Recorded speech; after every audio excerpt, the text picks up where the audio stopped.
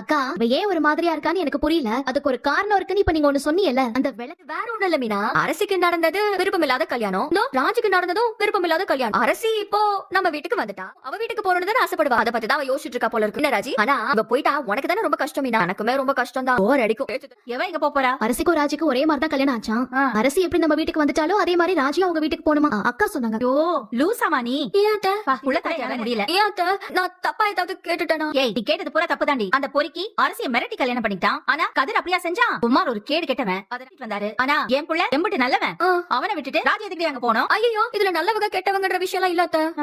ரெண்டு பேரும் எதுக்கு ஒன்னா இருக்கணும்? அதான் ராஜி உங்ககிட்ட சொன்னாலக்கா அவளுக்கு கதிரை பிடிக்காதுன்னு. இல்ல கதிர் தான் உங்ககிட்ட சொன்னானா எனக்கு ராஜியை பிடிக்காதுன்னு? ராஜி அன்னைக்கு மாமா கிட்ட சொன்னால, எதிர் வீட்டு ஆளுங்க ஒருத்தருக்கு ஒருத்தர் பிடிக்காதுன்னு அவ தானே சொன்னா. ஏய் ஆமாக்கா, இப்ப அப்படி இல்ல. ஒருத்தர் மேல ஒருத்தர் உசுராதான் இருக்காங்க.